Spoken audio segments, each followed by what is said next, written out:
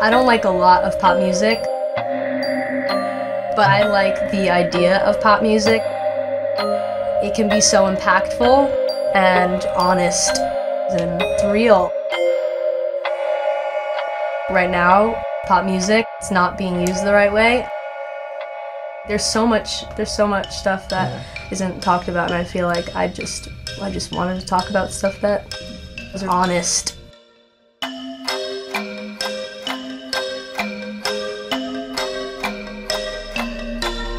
Hey girl, open the walls, play with your dolls. We'll be a perfect family. A lot of pop music now is all about having a good time and partying and drinking and, you know, whatever, and like getting bitches and stuff. But like, that's not all there is. Dad's with a slut, and your son is smoking cannabis. I've had people tell me that Dollhouse was super, like, you know, it was like helpful for them because it like got them through a tough time with their family, and like that is way cooler than like, you know, hearing about someone got real drunk to my songs. Throw on your dress and put on your doll faces. Everyone thinks that we're perfect. Please don't let them look through the curtains. Picture, smile for the picture. Pose with your brother, won't you be a good sister? I want people to listen to you know, something that's like honest. That's what makes me excited about making music.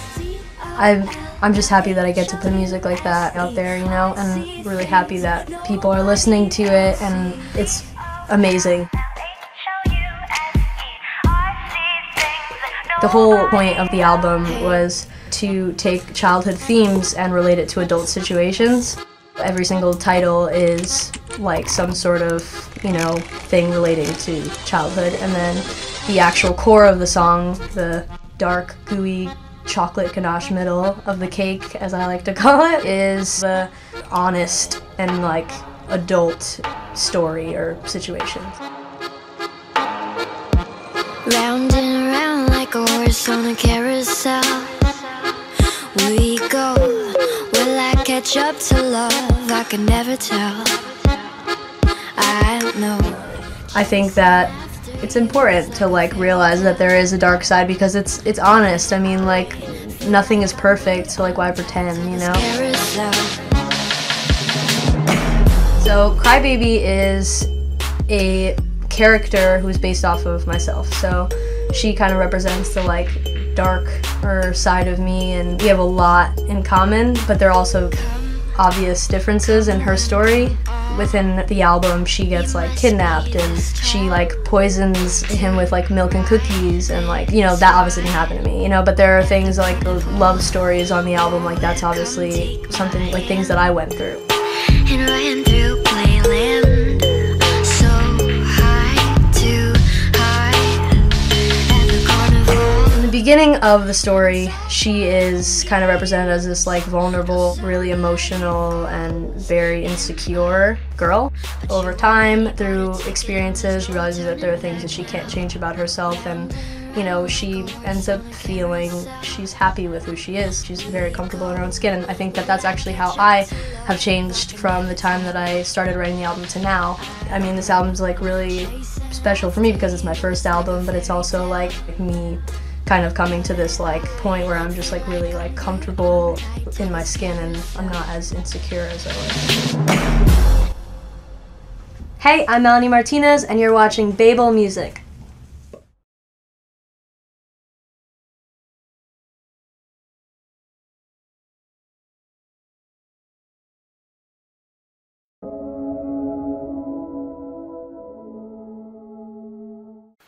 Hi, I'm Kristen with Austin Underground, and we're here today with Melanie Martinez. Hi. Hi guys.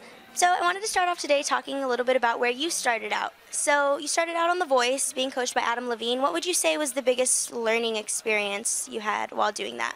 I think definitely like the whole TV world inside of it was kind of interesting to learn, like the behind the scenes and how everything works, and being under a lot of pressure and having to perform in, you know, such a small amount of time, and like learning a song that you didn't write. I think the hardest part for me was you know, learning like other people's songs and not being able to sing my own music, so I'm really happy that I get to do that now. And so you talked about the having to move over to doing your own music and really enjoying that. Could you talk a little bit more about that process and like learning how to record and release your own stuff? Well, I mean, it wasn't like learning how to do it. It was just more like being able to, since I was on the show the show took up like a year of my life, and I was, like 16 to 17. And so right after I was still writing while I was on the show and stuff like that. I just wasn't able to release it because when you're under a show like that, you're not allowed to release your own music. It's just like policy, I guess, or whatever. But so I basically, once I was off of it, I was able to play a bunch of shows and sing a bunch of original music, and I had a lot of writing sessions, and learned how to like collaborate with producers and writers, which was something that I was not used to because I was so used to writing by myself in like a bathroom. But yeah, so it's been really fun, and I've been working on my album for like a year, and I'm finally going to release it later on this year, so yeah.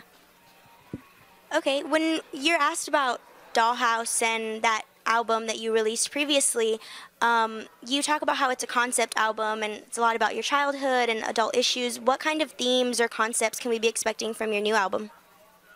Well, it's basically like the story of this girl Crybaby's life, and it goes through like each song is kind of a different childhood theme or title, and it relates to an adult situation. So Crybaby, the song Crybaby is basically just like telling, the story of like who this girl is, and basically just introducing the character. And then Dollhouse is where she lives, and it just goes on like the whole story of her life to the end. And it's kind of like this transformation of this girl who was super vulnerable and like emotional and like kind of not proud of that fact, and then she kind of gets more and more comfortable as her life goes on and as she goes through different things. And it gets really crazy, and it's definitely like a weird little creepy children's like fairy tale, story altogether. But yeah. Will your new album contain similar work like that, or are you thinking you're going to go in a whole new direction? Well, that is my new Crybaby is my album that's going to come out later this year. You're talking about an album after that? Oh, I have no idea. I haven't even started writing that yet. I have no idea. I think that, albums they reflect like phases in artist's life, so once I like hit that next phase of my life, I think I'll know, and when I start writing, I'll be able to figure out what the next album's gonna be about. But right now I'm still in that Crybaby mode. So something off of Crybaby is the song Carousel, right? And that was featured on American Horror Story. Did you get any cool opportunities after the song was featured?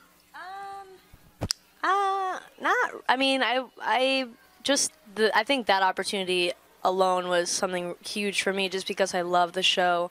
I'm such a big fan of the show, and that season was really great. I still haven't seen the finale because I'm holding off because I love it so much, and I don't want it to be over in my brain, but I'm gonna have to do that at some point. But yeah, I think that in itself was a huge opportunity for me. Yeah. You mentioned a little earlier how you started out at around 16, 17. Do you have any advice for anybody starting out around that age? Definitely to like stick with your gut feeling about things, and try not to let other people pressure you into doing, things that you don't feel comfortable with, because it's easier to go in a different direction than what your heart wants if other people are forcing stuff down your throat. So I think just really be sure in your decisions, and to be bold and excited about what you're doing. Cool. Well, thank you for sitting down and talking with us. We really enjoyed this. Yeah, definitely. Thank you for watching Austin